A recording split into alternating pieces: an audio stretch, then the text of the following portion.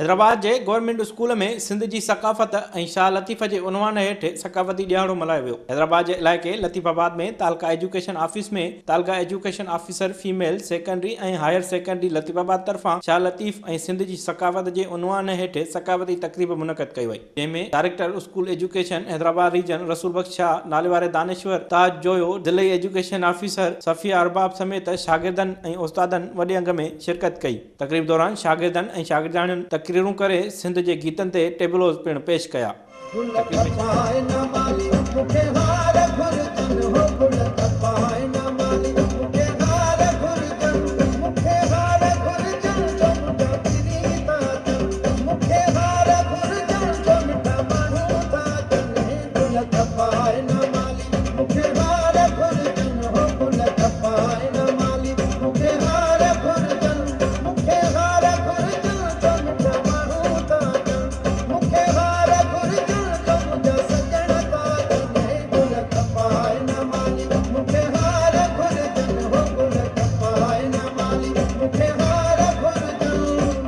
तकरीब में शरीक माण्हुनि सिंध टीवी न्यूज़ सां ॻाल्हाईंदे चयो त शाह अब्दुल लतीफ़ बिटाई रहमतुल्लाह अलैह असांखे इहो ॿुधायो आहे त असां पंहिंजे ॾियारनि खे कहिड़े तरीक़े सां मल्हाए सघूं था।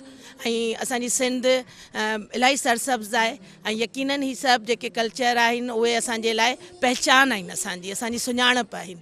तो समझा थी उनके असांखे अहिड़े जोशो जज्बे से मल्हाइणु घुरिजे। तालुका ऑफिसर एजुकेशन ने यहाँ पे सेलिब्रेशन का रखा था, जहाँ पे सारे लतीफ़ाबाद के स्कूल्स आए हैं, ना कि सिर्फ हमारा है। और हमारे स्कूल में परफॉर्मेंस दी है कि यहाँ पे 7 सुरमियाँ बनी हैं, जिनके नाम इन्होंने आपको पहले बताया, नूरी जाम तमाची, ससी पुन्नो, मारवी, सोहनी मेयार। सिंधी अजरक डे मना रहे हैं और इसके अलावा शाह लतीफ़ का डे मना रहे हैं, जिसके अंदर उनकी अफ़कार के बारे में रोशनास कराया जा रहा है बच्चों को, और उनकी जो काविशें हैं धरती सिंध के साथ उसको उभारा जा रहा है। सिंधी सकाफ़त के हिसाब से लिखो प्रोग्राम शाह लतीफ़ जी शनाख्ती के हिसाब में ॿारनि खे जेको तैयार कयो आहे शाह जूं सूरमियूं, जेके इन्हनि खे पहिरीं ख़बर कोन हुई त सूरमियूं छा हूंदियूं आहिनि, त असां इन्हनि खे इहो ॿुधायो आहे त शाह जूं सूरमियूं त माना सूरमियूं माने बहादुर औरतूं सिंध जूं। ऐं हाणे वधीक इंट्रस्ट वठनि पिया त असां जेको आहे जेको आईंदा बि असांखे प्रोग्राम में असांखे हिसो वठण जे लाइ कजो, त इहा सुठी ॻाल्हि आहे त हिते उर्दू स्पीकिंग ॿार घणा आहिनि त उन्हनि खे ख़बर पवे इन ॻाल्हि जी।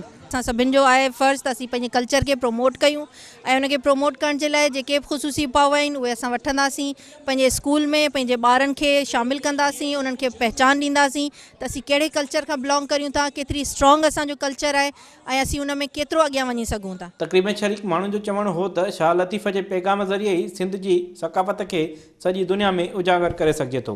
कैमरामैन हसीब रिंद सां गॾु गुलाम फरीद लाखो, सिंध टीवी न्यूज़, हैदराबाद।